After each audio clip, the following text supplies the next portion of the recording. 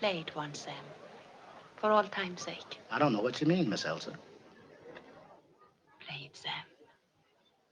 Play as time goes by. Oh, I can't remember it, Miss Elsa. I'm a little rusty on it. I'll hum it for you. Da-da-da-da-da-da. Da-da-da-da-da-da.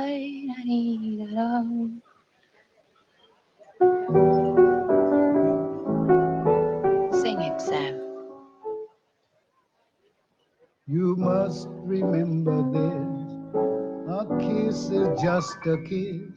A sigh is just a sigh.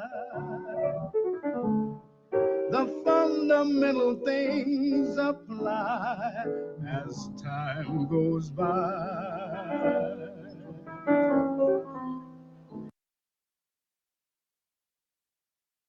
Casablanca, coming up next.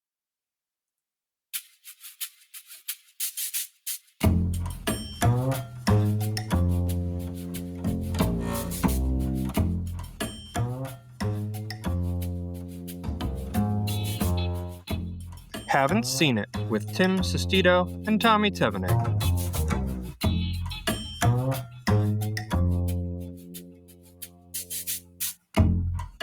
Hello, everybody. Welcome on in. Thank you all so much for listening today. This is a podcast where one of us is watching a movie for the very first time, and today that is Tommy.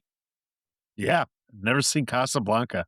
We got Valentine's Day coming up, and you were like, let's watch Hail Caesar. Like, this is the time to do Hail Caesar. I'm like, okay, yeah. And then I was just thinking, because I was looking at the Regal Cinema, they're doing a whole schedule release of a bunch of, old classics. Like every day it's a new romance movie. And on Valentine's Day, they're pulling out the big guns. They're pulling out Casablanca. And I was just like, Tommy, have you ever seen Casablanca? And you're just like, nah. And I was like, oh, okay, we're doing it. What's so funny is that we've been doing this podcast for 4 years, and pretty much like the whole premise of the podcast was let's like cover like classics we haven't seen before and everything like that. And it took us 4 years to get there, to list off some movies that we covered before Casablanca. And it was like one of the greatest movies. We covered Darkman before this. Yeah, we covered Darkman before this. We covered like Final Destination before this. We covered like Return of the Living Dead, the Evil Dead remake. All these other movies. And then eventually it's like, okay, I guess we'll get to Casablanca. And now we're knocking off a huge one off the list. Yeah. For me, I'm almost glad that we're now at a point that we can, like, I feel like this is one of those really easy ones that we could have covered immediately, being like, oh, it's one of the best. Oh, it's a big name. Just throw it on there. But like, I don't know if we were going to be ready to have like a good enough conversation at the start of this podcast. You know what I mean? Like, I'm glad we're at a point now where the podcast is actually good. Yeah, you need some reps to get to Casablanca, okay? You don't want Casablanca to be your first one. Like, Scrooged is a perfect second episode because no one cares. It's like, it's one of those movies. That's why we talked about Reality Bites like 2 years ago. Yeah, exactly. We covered the perks of being a wallflower, okay? We earned our Casablanca stripes. we earned our Casablanca stripes, okay? We were grinding podcasts, okay, man? We were in the mud. All right? Yeah. We were out there. We were doing 2 days. We were in the trenches. We were guesting on some weird podcasts. And now we're ready for D-Day, Like, that's what happens. Yeah, Tommy, for you, like, how did you just, like, I know you had, especially before this podcast, like, I feel like now you have a bit more of an appreciation for older films, but like, like, was it just the fact that it was from 1942 and you just were like, nah? I think it's just that I had so much more interest in like 80s, 90s movies and like even 70s movies that like going back to the 1940s was never really on my radar when I was looking back on shit. And then I think I had a stigma for a bit that was like older movies just like kind of suck. Like there's not as much like camera movement and stuff like that. Everything's static. I don't like the way they talk. Like I hate the transatlantic accent and all that. See, I like the transatlantic accent. I don't know. It's warmed up to me, but at the time, like I was like, especially when I was younger, like, oh, this is hokey type bullshit. Especially like my mom used to watch TCM a lot, and sometimes I love TCM. Other times I was like, what old bullshit they're playing right now. Yeah, and they're all like very curated. Like that film list is always like incredibly curated, and like sometimes it's just like a random deep cut from 1944. Yeah, Um, yeah, and it's so funny now that, like, when you pull on, like, HBO, if you pull certain movies, I'm sure Casablanca is one of them. They'll start off with a TCM thing, and, like, for a oh, movie they like Casablanca they didn't do it? no, they did it on the HBO thing. We just had some Jewish guy just talking to me about Casablanca, like giving no actual insight into it other than like this is one of the greatest movies of all time. Yeah. And then But just it's like a fun. plot synopsis, and then just goes into the movie. He's like, "Cool, like, I didn't need this. Like, we'll Yeah, just yeah, get the movie going." this didn't help. It's funny, like, now when you pull it up, it's like Gremlins, and then Ben Mankiewicz talking about Gremlins Yeah, and, that's like, that's who it was. It was Ben introducing the Mankiewicz, yeah. I was just like Yeah, I yeah. was just like, "How do I get this guy's job? I could do a better Yeah. job than this." Like, Well, first of all, you have to be the son of Mank himself, or mm, grandson, rather. yeah, that might help if I wrote one of the greatest screenplays, and my grandfather wrote one of the greatest screenplays in the history of Hollywood, and then had a whole movie, which was okay, dedicated to it. Yeah, I think you could maybe get away with that, but otherwise, no. Hmm. No, you can't. Yeah, so I mean, just like broad impressions for you, because like you had to have known a lot of at least the lines of this movie. Like there's just so Well, many yeah, yeah. iconic lines from Casablanca that It's it one of those things that I almost expected "Here's Looking at You, Kid" to be more of just like a overall Humphrey Bogart, catchphrase than, like, specifically tied to this movie, and and specifically tied to Ilsa, like yeah. specifically. Yeah, yeah. And speaking of which, this is my first Humphrey Bogart movie, Oh, and really? never seen a Humphrey Bogart. Again, like I said, like, old movies never been my bag as much. Um, but I think I see the charm immediately. And there's other movies I wanna see. I want to see that one where he's like, meeting the librarian, M- in M- for a drink. Maltese Then Falcon? I think that's a Maltese Falcon, because that Yeah. scene always pops up on Twitter where it's Humphrey Bogart, and just, like, all of a sudden he's talking to the librarian, and she lets down her, hair and glasses. He's like, "Oh, hello." Yeah, he's got it was funny when we were on last week and we were discussing Casablanca at the very end of the episode. It was like, "Oh, like, it's a little hokey, like, Humphrey Bogart just becomes a miserable guy because he lost the love of his life," and I'm like, "You know what? If I fumbled the bag on Prime, Ingrid Bergman, like, I get it." You know what I mean? Like, that's tough. That's a tough one to Yeah, live that's yeah. a tough one to live with. No real explanation, just a note. And I posted I don't post a ton of Letterboxd reviews, but I posted a Letterboxd review for this one, and I said, "No one has looked cooler getting their heart broken than Humphrey Bogart as Rick, crumpling a stained letter and standing in the doorway of a train pulling out of the station." Like, I'm like, "That's the coolest fucking guy ever." We've gotten to the point of the podcast where we start quoting our letterbox reviews. Yes. Yeah, go follow us on Now that Letterboxd. yeah, yeah. Now that we're critics, we have a letterbox account. Yeah, very legitimate. Yeah, yeah. No. But no, I know you mean, like, for me, going into it, like, when I hear, like, oh, 1930s, 1940s movie, I usually don't get too excited. But this one, I can see immediately why it was a classic. On broad strokes, cinematography, incredible. Like, Unbelievable, yeah. really great for the time. Like, to a point that, like, you're shocked that they had this much movement with the camera. It made me wonder, like, I don't think the dolly was even invented back then. So, like, there's so many things where, like, they just, like, zoom in on the characters, right, and begin the Mhm. scene, start out in, like, the wide shot of the room, and then slowly just move the camera in. That felt, like, groundbreaking for, like, other stuff we've seen from the 1930s and 40s on the show. Yeah, I mean, it's tough, like, one day, because it was funny, I watched this movie twice in preparation for this because 'cause I'm like, "I'm gonna be prepared for Casablanca." Like, Yeah. this is a big dog, and watched it once with my girlfriend, and as soon as we finish, we're watching it on HBO, and the next thing that pops up is Gone with the Wind, and she's like, "Okay, like, I do wanna watch that, but we're gonna have to watch that in multiple viewings." So I'm like, "There's going to be a time that I am going to torture Tommy, and I'm gonna make him watch Gone with the Wind." Like, I'm gonna do it to you at some point. Like, it is It's gonna happen. and, like, I don't wanna sit here and say, like, all of this stuff is it's all just, like, kinda matriculates together, especially in, like, an art format like film. They talk about Silence, which is like or what is it? Sunrise. It's a silent film from like 1927, and that is acclaimed as being like one of the like revelations of modern cinematography, just putting in a lot of like effects, and just like the camera movement just really didn't exist at that time.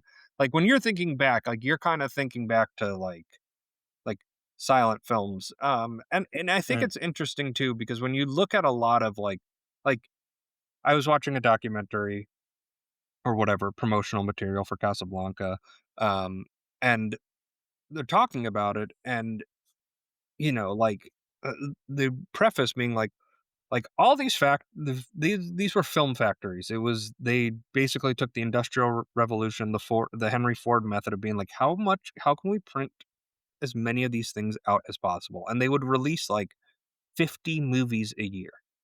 mhm, So Casablanca was just a slate of 1 in 50. It didn't really have this like high regard going into it, and we'll obviously discuss more of like the production and kind of like those prevailing thoughts, but like Humphrey Bogart and Ingrid Bergman like thought it was going to be a sticker. Like they didn't have the iconic ending figured out, which ends up probably playing into like the performances better, or they didn't have that love triangle resolved at the end. They didn't know which way it was going to go. Was she going to leave? Was she going to stay in Casablanca or leave with Laszlo and go with her husband? Like it wasn't really defined yet. mhm. I think another interesting thing is that this is a war propaganda film. It's insane to me to think that like this movie was going on was while the movie was going on, while the war was going on rather. Because Yeah, in 1942 in the war, the war started in 39. yeah, France falls in 40, and this takes place days before Pearl Harbor. mhm, It takes yeah, place in wild. early December 1941. Um, and it's just this like it's magic. I think it's very much lightning in a bottle, just kind of capturing all of this. It's got an excellent like the screenplay feels very contemporary. Like the dialogue is so witty, and just everything that comes out of these characters' mouths just feels organic. And it's like it rides that corny line so well, but it just never really falls into that camp ever. And it's more sentimental than anything. I mean, they bring up Rick being a sentimentalist the entire time throughout the movie. Um, so yeah, it's just it's remarkable to me that this is one of those you know, there's that classic William Friedkin and who was he? And was it Aronofsky? I think he was sitting there with interviewing Darren Aronofsky, and Aronofsky was like being his pretentious self, shitting on this movie, and Friedkin looks at him and be like, "How many movies from 1942 can you name? You can't. Like this, like when a movie hits that level, like no matter what, like you can. I think you can nitpick any movie that you really want to, if you really want to blow your brain out of your head and try to find, like they're always going to be there. But I don't think like when a movie hits that timeless standard, and then you're able to go back into it, I just think it kind of learns to exist in that plane of timeless. Like Well, this movie is timeless. yeah, yeah. To the point, like I was looking at just real quick at like other 1942 movies, and the only other one I can like say I've probably seen or like really know of off the top of my head is Bambi. Cartoon movie. So there's a lot of pressure of us like riding on the fact we're covering Casablanca because this is one of the Tottenham greats. To the point that in my procrastination nature, I only finished this movie 20 minutes before we started recording. Yeah, love to So hear it. still very fresh thoughts off the top of my head. Yeah, you're That's the haven't seen the yeah, experience. so like this is I don't know, 6th or 7th time I've seen this movie. Oh wow. Probably my favorite viewing I got at the New York City Film Forum, uh, down right off Houston Street. They had a 1942 print of this movie.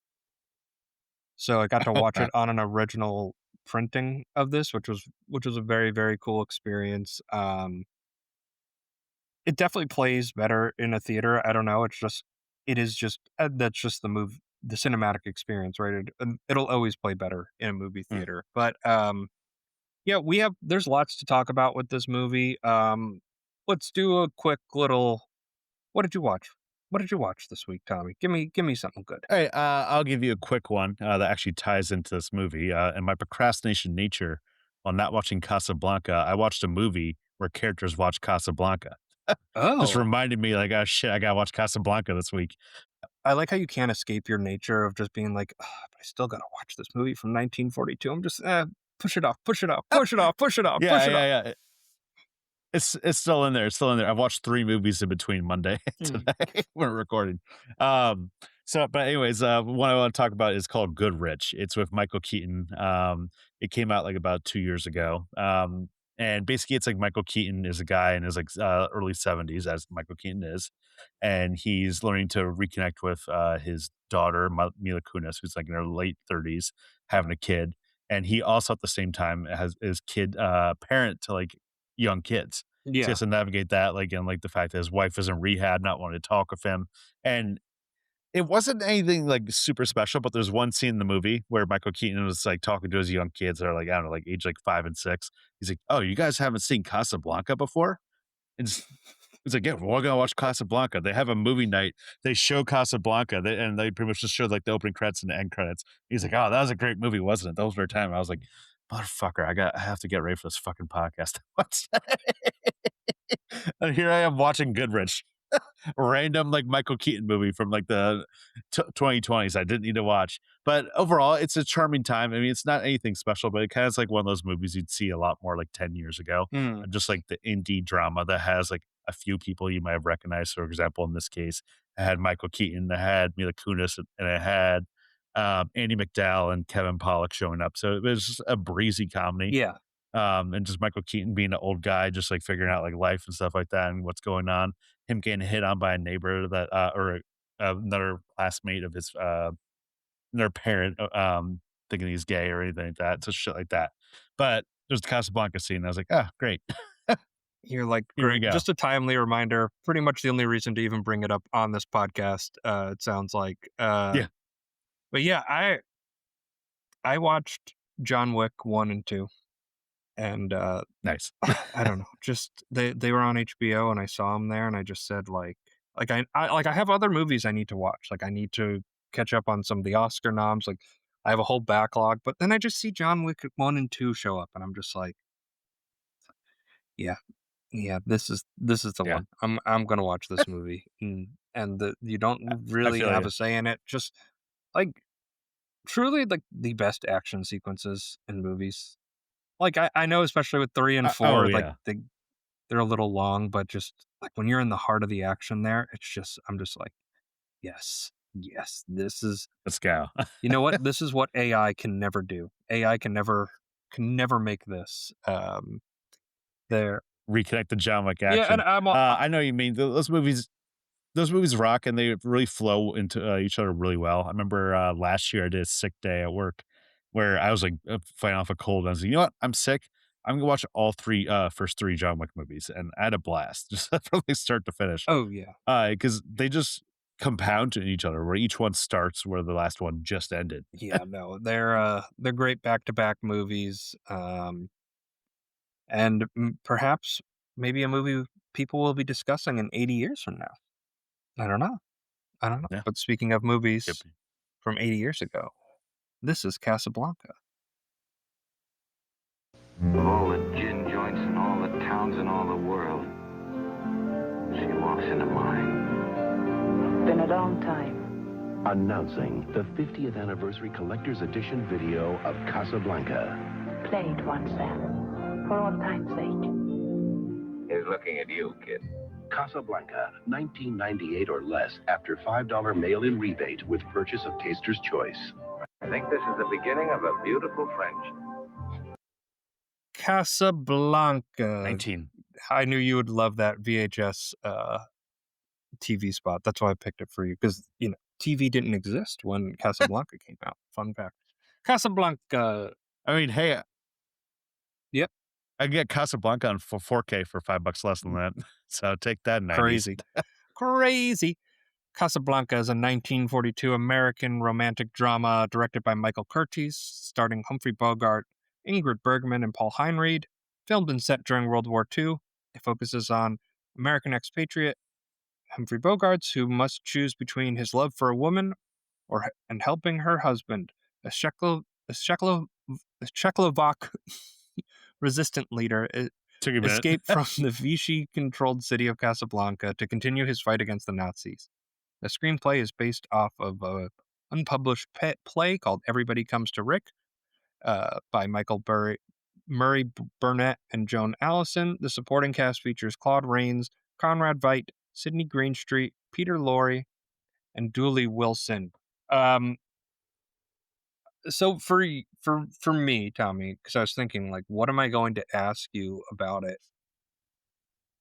Was there a moment in Casablanca watching this movie for the first time that you went from, like, you're watching it, you're paying attention, but you're just watching the movie versus like, oh, I'm locked in, I'm completely drawn in. Was there a moment for you in this movie that just completely sucked you in and made you feel like you I had think to sit and I watch? think it's the first like flashback scene with what's it called? With all the characters like Humphrey Bogart and Mark Bergman and Sam. They're all together and like it's the flashback and they talk about like them like leaving I think Europe at that point. And the way I mentioned this before, but just the way it draws you in, where like you see it, it's like they're very all from afar, wide shot, pretty much just like panned out as much as possible. And the camera just slowly pushes you right into the dialogue scene. And the way it just kept on cutting and cutting to people made me just like really interested. I think from a technical perspective, this movie is very interesting. In the way that drew me in, more so than the story on first watch, at least. Interesting. So the story didn't really captivate you at all? I think it was a combination of just like first watch and like trying to process all at once. So at first, I think it was still very interesting to the story of like, oh, like the whole like escaping the Nazis. And it just kind of made me think like how insane it was that this movie was 1942, like we said, in the thick of World War II. And I kept on thinking, nagging me in the back of my head. I was like, if we lost World War II, this movie probably would have been destroyed and just like never seen again. Yeah, well, I mean, this is a very like propaganda film. Like there's a lot of Mhm. everybody who's trying to, so like if you haven't seen Casablanca, everybody's trying to get out of there. Right? Like it's this last refuge city that's controlled by Vichy France. And if you're not familiar with Vichy France, when the Nazis took over, captured France, there was the German occupied zone where Paris is, and then in the south there was the Vichy area, which was basically part of the compromise, which was like it's a free France, but it wasn't a free France. It was controlled by the Germans, but it was just like this. It was just so they didn't have to occupy this area. So there's this thing called the Vichy government for a couple of years until 1944. Um, Mm. that government occupied in. So Casablanca was in that part of French Morocco was still under that Vichy era. So this is all like within the realm of like what is actually going on in the geopolitics of that time, right? Which is why the Mm. Germans aren't able to just take Victor Laszlo. I mean, they're the Nazis. They could have done it. Like it's like if you want to start real, With very British yeah. I accents. mean, if you really wanted to start poking holes into the movie like that, like you can find it, but like I don't know, the story's got to happen somehow, right? Yeah. At the end of the day, and I mean, perfect era villains right there. The Nazis. I mean, who worse than Yeah, them? and there's just a lot of mentions, like, of all the characters going, like, when they talk about America, they're talking about how excited they are to go. There's that elder German or Czech couple that are sitting there, that are discussing it, and they're just like, "We're only speaking in English now. We are so excited to go to America." I'm like, okay," like, they're hitting the company lines there, right? Like, there's definitely a little bit of Yeah, that yeah. there, but I don't think it detracts, and I think it's a charm of the era, like, when you're looking back on that, because like, this is an entertainment product, like, you can sit there and be fully entertained, but there's now, like, the historical component of it, and then just, like, the film historical component of it, where all of it just kinda blends together to make it really fascinating to talk about. Well, it definitely feels like from a film background perspective, when we covered a movie like, Dracula, for example, there's a, like, quote going around that was like, basically, the invention of sound set back the, visual language of movies back by at least, like, 5, 6 Mhm. years, and you can see it especially when you see, like, the old Universal horror movies, when you go from even just Frankenstein itself. Frankenstein, very shot statically, not camera doesn't move, just stays there. It's film and a play. And then you go to Bride of Frankenstein, all of a sudden, it's like James Well just, like, upgrade as a director and the whole medium upgraded where all of a sudden you can cut to other things, you can zoom in, zoom out, go to here and there and stuff like that. And when you get to the point of Casablanca, it's even just more so up there. It also should Um, be noted that this not that directors didn't have input, because obviously they did, but this is very much the era of the producer leading the show. Like, I think David Selznick is kind of infamously the most famous with Gone with the Wind. Um, but, like, Hal Wallace was a big name at Warner Brothers at the time, so, like, when it came to writing the script, like, they gave this adaptation to 20 writers in the Warner Brothers writing room, and then he picked and chose and kinda, like, Frankensteined the parts from all these different writers together, and and that's how they kinda cobbled the movie together. It was actually a set of twins, Julius and Philip Epstein, who kind of became the primary screenwriters. They won an Oscar for their efforts here on this, but, like, the production of this is infamously kind of harrowed. Nobody fully believed in this movie, including Humphrey Bogart and Ingrid Bergman, as I mentioned before. Um, like, well, also you had a director and like Michael Curtis, who like pretty much was just like a journeyman. Like you're saying at the beginning of the pod, like they used to pump out movies so it was much a more and more factory. That's to the why a point that lot of it was stagnant. Like, it Yeah, was just you had to get this out in the theaters.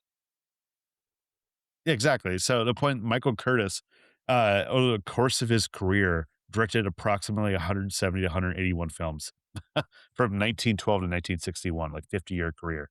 And we think about like Spielberg or Scorsese having a prolific like filmography. This guy like has a beat by like a fuck ton. I Yeah, feel like this is the main one that ended up surviving into like modern culture, yeah, definitely. um, which is just insane to think about. Yeah, and I mean, there's a lot of directors like that, who have it. I mean, there's very few. Like, we talk about the early era of Hollywood, and you go into the history of it. Like, you have Cecil B. DeMille, you have some directors like Hitchcock is kind of like the godfather of like contemporary modern directing. But there's guys like Victor Fleming. Like, there's names that come around because they end up being attached to these larger projects. But they were the way we view direction and was not the way it was initially conceived as.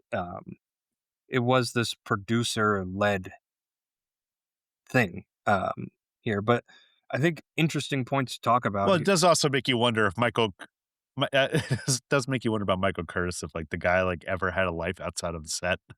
If you direct like 170 movies, one after the other. I mean, but they were filming these things in 3 weeks, Like, they were filming it, and then it goes to editing, and then it goes into a theater, and, we have to remember distribution at the time was very different. Like, Casablanca comes out in 1942, so it's gonna be in New York and Los Angeles in 1942, and then it's gonna caravan its way around the country for the remaining next couple of years, It that was the distribution system at the time. So it again, it's interesting to talk about it, but we have to think about it from, like, the historical lens of, like, how these movies were, and especially, like, those early Oscars, it was more of an industry award than the way we view the Oscars today, before that kinda became, like, the modern synonymous, because people didn't have access to these movies immediately. So if you're gonna award the best movies of 1942, only, like, 2 or 3 cities really got to see the movie. No one else did. Yeah. And it's just I think it's fascinating to talk about here, but the writers tried to get off of this movie at one point and then were pushed back onto it. Humphrey Bogart and Ingrid Bergman both tried to walk onto it because they did not know what they were going to do at the end of this movie with the love triangle. They were not sure how they were going to actually resolve it. And it was this like uneasiness, and Humphrey Bogart was apparently very grumpy and would kind of blow up a little bit on the Mm. sets on this movie. He just, but it's interesting. I think it like it's lightning in a bottle, right? We discussed this a lot of times with these kind of movies. It works in the movie's favor because Rick is a cranky guy. Oh yeah, it plays off immediately to the point. So you can understand immediately like why like Humphrey Bogart is the guy he is. He's just like a lovable grump in a way, and I just love like him just like walking around, just like mulling around, just always saying to Ingrid Bergman, just like, "I like he's looking at you, kid," over and over again, and always just had a drink wherever, just relaxed in the environments where you should be panicking. It's like, the Nazis are coming, whatever. I'll be Well, fine. I think it's Don't worry well, about I me. think it's interesting, and I tried to watch it the second time as under the lens of like I've never seen this movie before, and just trying to like lean into the emotion of like having the information revealed to me for the first time because it's hard to do that with movies, right? It's hard to, especially classics like this that like I have seen this over and over again. It's hard to sit there and watch and like do that, but like one thing that really stood out to me, we talk about this from time to time. It's kind of dead in contemporary movies, but this has a great movie star shot. It's around the 9 to 10 minute mark of the movie where we are introduced to Rick, to Humphrey Bogart, where, the first couple minutes is just atmosphere laying. It's just setting out like what the political climate in Casablanca is. And we hear notes about these couriers who died, and there's papers that are missing. And we hear something about Rick's. We see the iconic outside of the cafe, and then we cut into the cafe and we kind of see the music scene that's going on there. There's the casino, and then everybody's kind of trying to get a hold of Rick, but who is Rick? Who is this guy? We don't know who he is. And then the camera just over the shoulder, looking over as he's signing a document. You say, "Okay, Rick," and then it's just him with his cigarette there, his hand, and the camera just pans up as he's inhaling, just kind of like looking out away from the camera. And I'm just like, that is such a great introduction to a movie star. Like they have this Mm. perfected 30 years into the industry. And it's something that we've like lost, but Oh, I love that about this, where it's like it was just like the way it's presented is like this is an important character, and we're going to emphasize the fact this is going to be the main draw of this movie. Yeah, incredibly just draws you in. And it's a point where like they know what they got of Humphrey Bogart at this point. This is a year after the Maltese Falcon. This guy's fucking riding hot, and what a performance! And I think just like everything, I didn't even realize that Peter Lorre was in this movie. A guy who like we still know today because he's just referenced the Looney Tunes cartoons all the time when we were growing up. Yeah. That's how we just had our cultural osmosis. Oh yeah. Peter Lorre's only in this movie for the first act of it, right? He plays Ugarte, and he's this weird little like criminal guy. Like we get all this examples of like people are hucksters here, people are trying to rip you off. This is not a safe place. I love how they kind of just set that ambiance there. And Ugarte, the first time we really get to see Rick there, and we kind of what we learn what this character is, right? Where he's like this very diplomatic, pragmatist, like only interested in himself. Um, and but that little leak of sentimentality kind of reeks out there, like where his allegiances lie, because like he's gonna toe the company line, right? Like he's gonna be like, Mm. I have no interest in who wins and who loses the war. I'm a saloon keeper. Like I don't want to be involved in this. And then with Ogarte, when he's like, I need you to hold on to these documents that he killed these two couriers for. And he's like, yeah, I do respect you a little bit more. There is a part of me that really wants to try to do a Humphrey Bogart's impression, but I just know I just So it's almost like you want to do a 1920s gangster. That's my start, and then yeah. it doesn't seem the same. Yeah, well, with someone like Humphrey Bogart, that is where he kind of like he was a struggling play and film actor. Like he kind of flip flopped between L.A. and New York in the 20s and 30s, and until he got cast in gangster movies, and they were like, "Oh, he just looks naturally right with a gun in his hand," is when his career kind of because he became a big film star later in his career. Like he wasn't one of those guys blessed at age 23 to have that breakout moment. Like he worked for it. He was a constant grinder, and then he finally got to that point um, there. But there's just like those little cracks there that I love how they build that character up, um, and just kind of like reveal him right there, where it kind of tells you everything you need to know, like where his head is at, and then you go, well, why is he such this pragmatist, right? Like, why is he so neutral? And then Elsa and Victor Laszlo enter the saloon, and the answer is given to you right there. Um, Yeah, and I, I immediately after. I think that first night in the saloon is just like perfect. Like, we get all the little side characters, all the guys that are working in the staff, like all set up there. Um, we get introduced to Captain Renal, played by Claude Rains, who is he's such a fantastic comedic character in this movie. Like, I love that performance every time I watch this movie, I appreciate it more and more. It's such an interesting performance, especially just because at the end of the movie, how they end up becoming like buddies. But I think that it was a slight little menace to him, where like you're not entirely sure if he's just gonna stick to the rules and just like take over. And I love the one scene where like they end up raiding the bar and they tell the major tells Reinhardt like just like find an excuse to like get just like arrest shut this down. And he's like, I can't believe you guys are gambling. Someone immediately hands him his gambling money. He's like, oh, thank you. Yeah, well, and Just that was right after Rick and Laszlo are talking. Laszlo's trying to get the documents from Rick, and he's like, I won't sell them to you for 1,000,000 francs. Ask your wife, right? Like, ask your wife why I won't give you this information. And I think he comes down out of his office and he hears the Germans singing some German anthem, and then Laszlo immediately goes to the other band.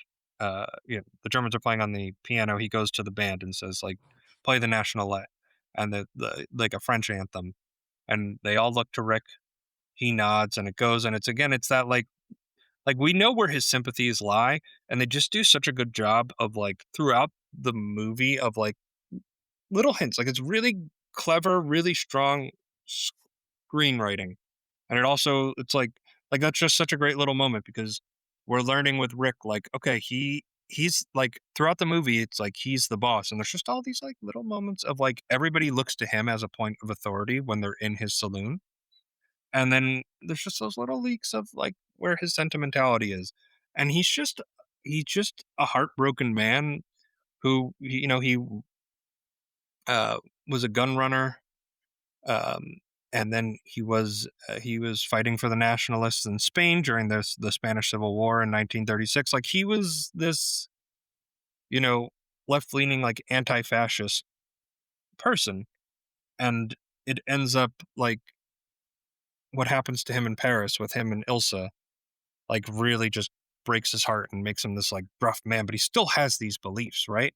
And it's like the duplicity of Rick, and it's what makes him like an interesting character to discuss. mhm. I think it's just like a multifaceted performance right there, where it's great. One character I really want to shout out to, especially because of the historical like implications at the time. Julie Wilson as Sam.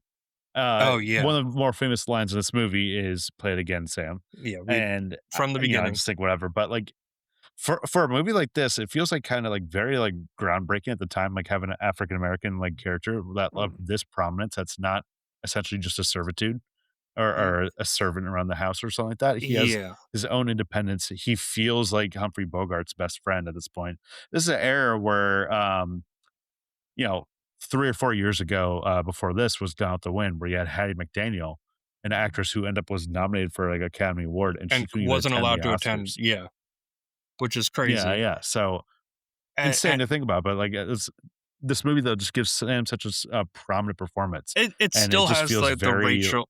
It still has the racial tones of the time, though, where he like Sam addresses all of the white characters as, "Oh, Mr. Rick, oh, Mr. Laz," like, it's like that very like formal and very like vaudevillian in his performance. But Sam is like a true friend, a true OG. Like yeah, yeah. when Ilsa first comes into the bar, and then we watch Rick drinking, and he goes, "Of all the gin joints in all the towns and all the world, she walks into mine, and Sam is just sitting there being like, he's like, "Go home," and he's like, "No." Like that's his boy, like that's his guy. And and then you have and then you have him in the flashback uh at the end when he gets the letter, and he's just like, "Come on, like what are you doing? Like you have to leave. Like let's go." Like he's been with Rick throughout, thick and thin, and it's just it is such a great performance. It's smaller than The you chemistry think between them, it's smaller in terms of like plot significance, but it still feels his presence throughout. Where like Oh I yeah. constantly thinking he was one of the main characters I took away from this movie was Sam himself. I think that he just gives like a great performance. Really, they're bros for life essentially. Him and Rick, Yeah. they And got each other. what do you think's the most iconic for you on your first watch? Like, because like you've heard the lines, you've heard as time goes by, you know about the ending. What what do you think? What do you when you're watching this for your first time? What did you think the most iconic moment of the movie was? Well, to be honest, I was very shocked. I didn't know the ending. I didn't. Really? I forgot the final. I forgot the final line was, "Oh, like this is the beginning of a beautiful friendship." Like I probably attribute that to some other movie. I definitely heard the line over the It's years, but definitely in a you know, Simpsons episode somewhere. It's oh, uh, I'm sure it's been referenced like that. But I honestly thought this movie was going to end with them like together, Ingmar Bergman and Humphrey Bogart. And I was shocked at the end where it's just like all he says to her is, "Here's looking at you, kid." She goes on playing with Paul Hern Reed instead. And I was like, Victor wait, what? Laszlo. so so that shocked me. But I think in terms of like most iconic moment, I think just the play it again Sam scene was Hmm. really powerful and a great vocal performance for Sam. And because I always started thinking about the historical like things of everything about this time. We're watching people from the 1800s act here, which Yeah, is insane to think about. yeah. People. But that whole scene, they take you in. You just really close up on Renard Bourbon's face as she's crying, thinking about this song and like the implications of what it means between her and Rick, and like how it played a part in their history. And I thought it was a really powerful moment. Yeah, I think it's number 2 for me. I think number 1 is that ending. It's just like the entire sequence, that entire 3rd act sequence of right after Ilsa and Rick kinda have that, like, reconvening at night, and then he sets it up with, Renal to come in, and he's gonna do this arrest, right? Like, from that point onward, where he double crosses Renal and gives, because like, because like in your first watch when he says like, here, you can catch him in the act of me handing him the documents and you can just take him away. It gives Rick everything he needs. Like they can get out of Casablanca, and Laszlo is out of their hair. They don't need to worry about it. And the way that it just like instantly turns on it, it's like, okay, back off now. You're gonna make the call where he calls the German major, because like that is who this character is. I do think Renal is such an interesting character. This like toe titling line where he's like, clearly his personal loyalties lie to France, but he goes wherever the wind blows, and he's trying to survive in this dark and dangerous city and keep his position of authority. And by doing so, he has to align with the Germans. And he's that teetotaler the entire time, and then all of a sudden To he the point that sorry, what, go, your question is like loyalty. Your question is loyalty to a threat because you could easily see him just being a stiff, wanting to just have a go, yeah, just go on to the rules. yeah. And I just love like him and Rick, just even though they weren't quote unquote friends, and it's a beautiful friendship at the beginning of the movie, but they just have a great rapport back and forth where he rigs roulette, he lets him win, because that lets him keep the bar open and nobody's stopping the gambling that's going on in the back of the house. And just like all these, and like the way he goes around, like when he first meets Laszlo and he goes up and he's just like, "Oh, get the finest bottle of the 26 champagne, like put it on my tab." And they're like, "Oh, no, no, no, we don't need you to do that." He's like, "Oh, no, no, no, it's okay. It's a little game Rick and I have where I pay it and I don't, and it's just like this delivery, like this, like there's something about that classical trained and this like that classically trained actor and this dialogue, like just kind of like flows together like butter.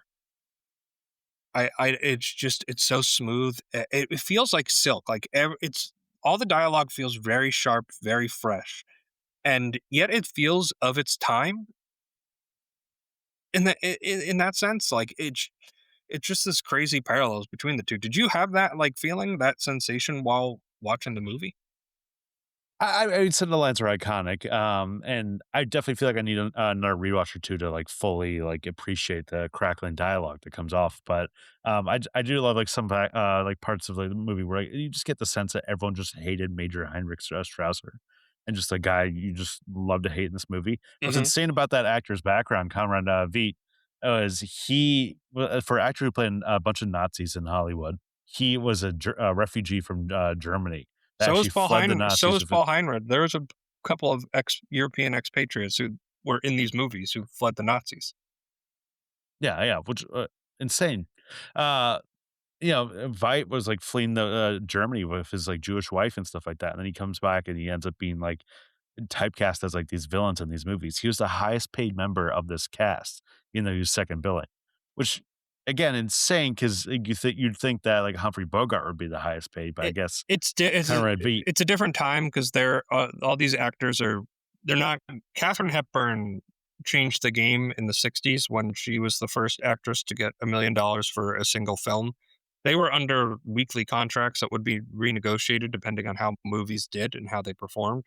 So that is it's tougher to say like, oh, he was the highest. Well, he was just the highest paid person at the time that the movie was being filmed. He was therefore the biggest star at the time, even though he wasn't the Yeah, star in the yeah. movie. But that's what his contract demanded. So it's just these like little like differences of that studio era that fill into this versus how we view it, where it's like Humphrey Bogart and Ingrid Bergman would easily be the highest paid if this movie was being made today, in the way Well, we it's make movies also today. insane that like the whole studio system that like all these actors were like, contracted to a specific studio and like very rarely could you go to They were another one. loaned out. And yeah, they're loaned out. This is what happened with Narg Bergman, where the producer of this movie, Hal Willis, obtained the services of Bergman because she was contracted to David O. Selleck, and then he was like, "Here, I'll give you Olivia de Havilland in exchange for Narg Bergman from in my movie." Ingrid Just Bergman. Ingrid Bergman, yeah. It's usually me we have to worry about with the pronunciations, Tommy. Yeah, no, and it's just it's funny how that like magic happens here. I mean, we haven't really talked about Ingrid Bergman as Elsa, but she brings this like sensitivity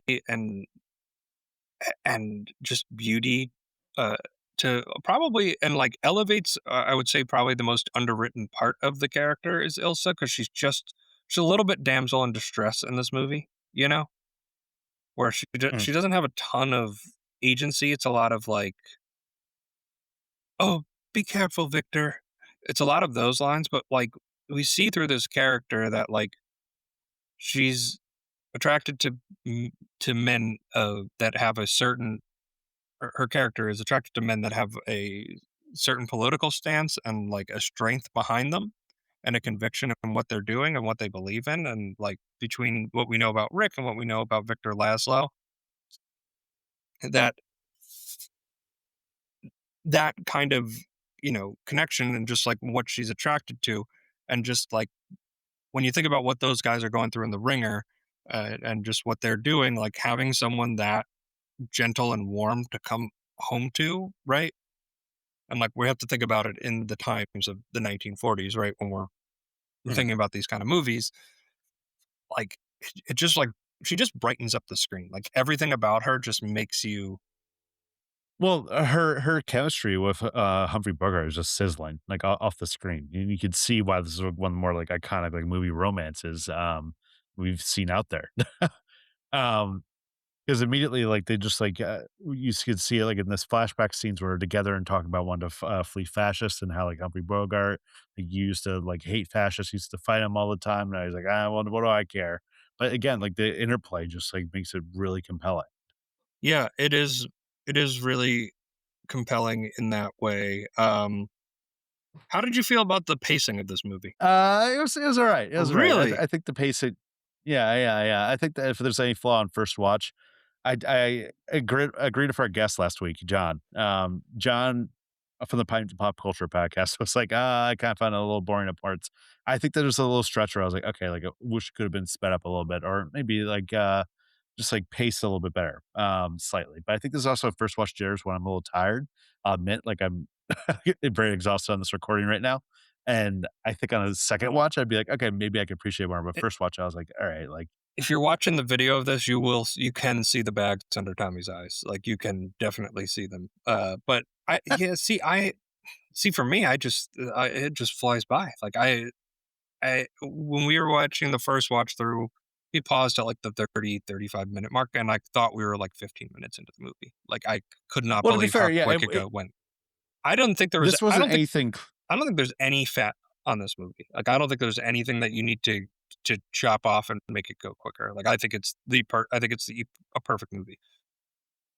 I didn't feel anything similar to like when we cover like Barry Lyndon, for example. Like I didn't feel like I was like checking my Oh clock yeah, constantly. I think I was just very, well yeah. I To think be fair, I think I just hit a point. that one's like 3 hours, and it's just like Stanley Kubrick going like, what if every shot was a Renaissance painting? And that's cool, but it ignored the story quite a bit.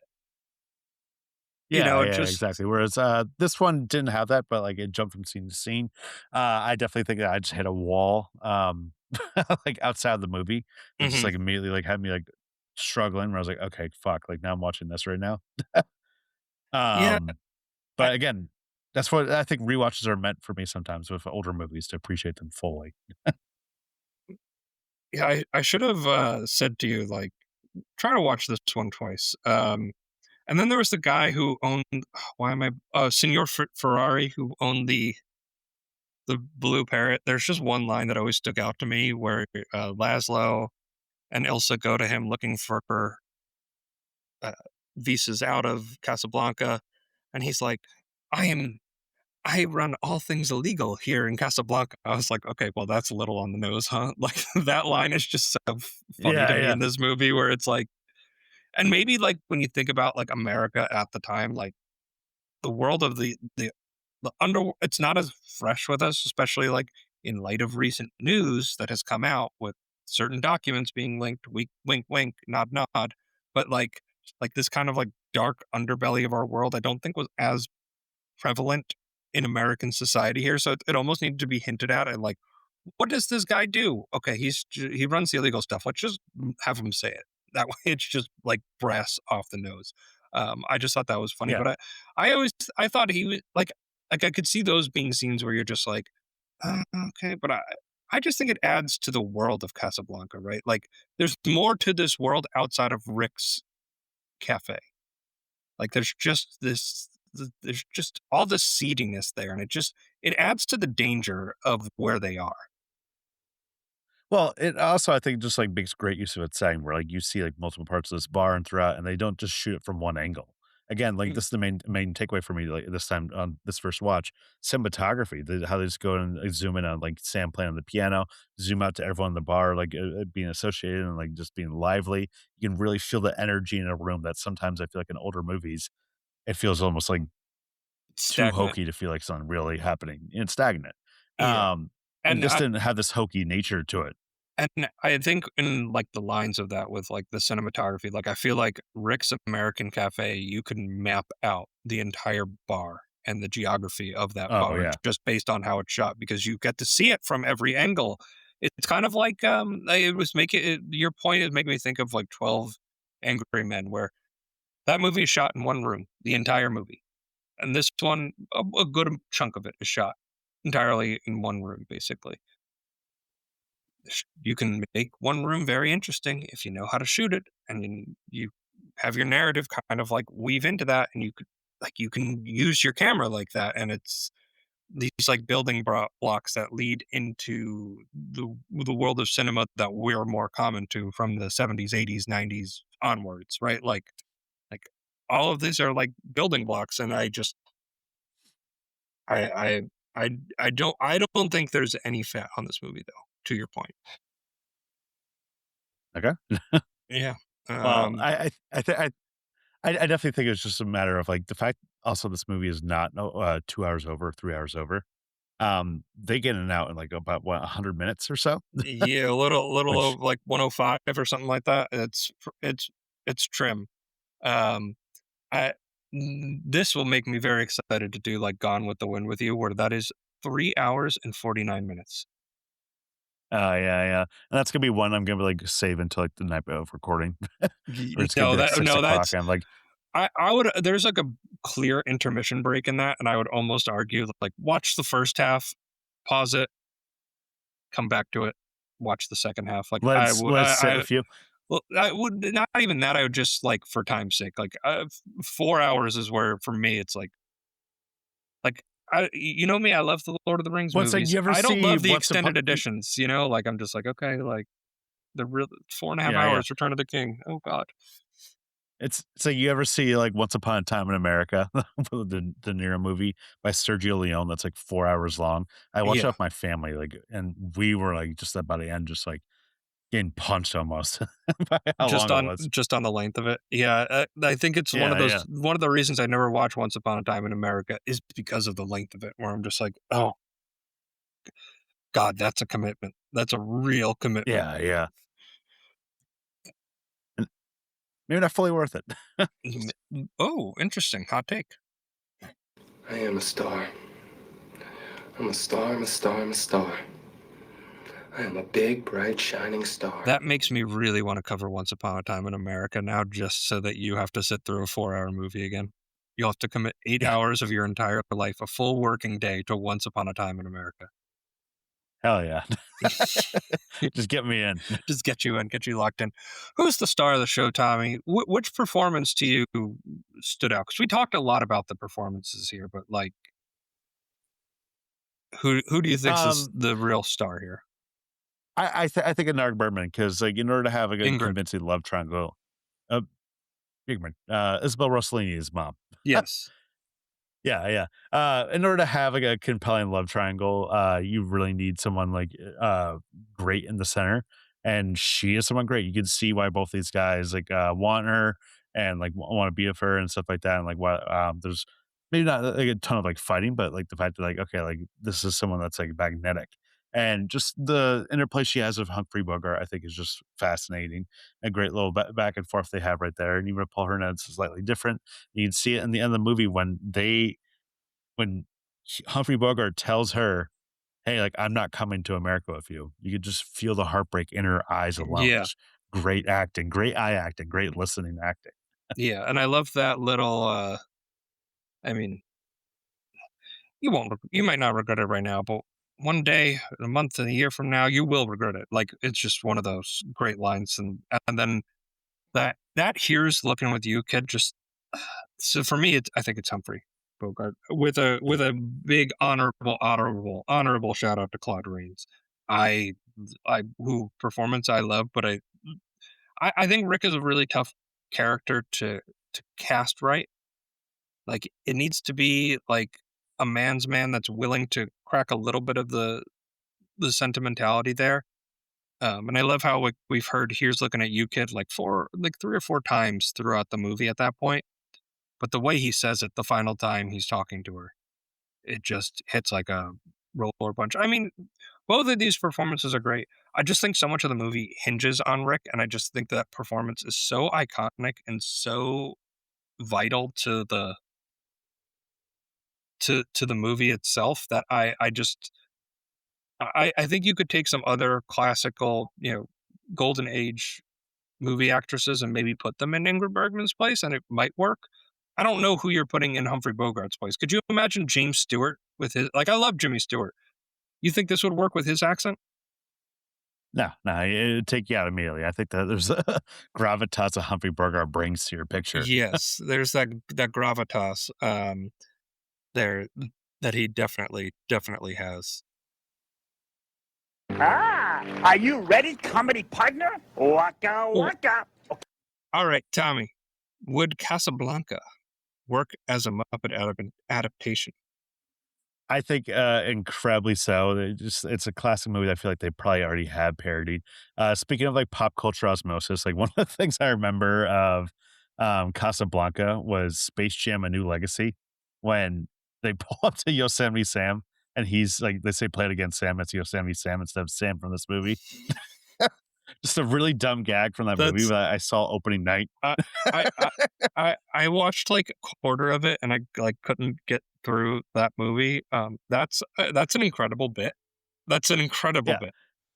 Fun- It's an incredible, like, 5-minute stretch of the movie that you wish the rest of Space Jam: A New Legacy was like that. Really just insert Looney Tunes characters in iconic movies where you have, like, Wile E. Coyote and Mad Max briefly, and he's, like, one of the guys like, "Okay, that makes sense, that's amazing." It has, like, a Matrix parody of Granny, which is, like, so stupid, but, like, incredible at the same time. And then it comes to, like, Yosemite Sam and Casablanca. It's like, what the fuck are we doing I here? I Warner Brothers just raiding their their whole library. entire stock. Yeah. Oh, we might be the only humans on the planet Earth that have recorded a conversation about the movie Casablanca and connected to Space Jam: A New Legacy. Yeah, this is what you get to Similar, haven't seen experience. similar quality for sure.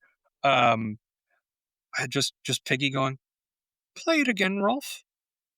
Play as Yeah. time goes by, and just Rolf there on the puppets, trinkling the keys. Like I feel like it has to be Kermit and Piggy. No, Oh, yeah, immediately. Who else could it be? Because then it could I be think if you Sam the. keep It could be one, Sam the Eagle. Like if you're gonna do like the only like real American in the movie is Sam or is Rick, which and I guess Sam. We actually don't know enough about Sam, but let's just assume he's American. That they've just been boys. Like they got in trouble in I the can U.S. They went to Europe and they just took it from there. You know. dare you say though that Sam the Eagle has Humphrey Bogart energy. I think of all the Muppets, he probably has the most of it. He's the most stoic of all of them. You know what Yeah. I mean? Where it just like I don't know if it works with Kermit. Like I feel like Kermit as Paul Heinried is more the right fit there. You know, as Victor Laszlo. Like I feel like that's more of a Kermit position. Then you keep Claude Rains. He's the one human. I was thinking Fozzie, but yeah, if I'm keeping one human, I'm keeping Claude Rains for sure. For sure. Yeah. Review time, Tommy. Give me your score out of 5. I will judge you. All right. I can see why Casablanca is like considered a classic. I think it's a movie that I'm gonna need another watch to like fully appreciate and soak in. And this first thing, cinematography, just blow me away. Like the things they're able to pull off the camera right there. I think the central like performances are just really charming.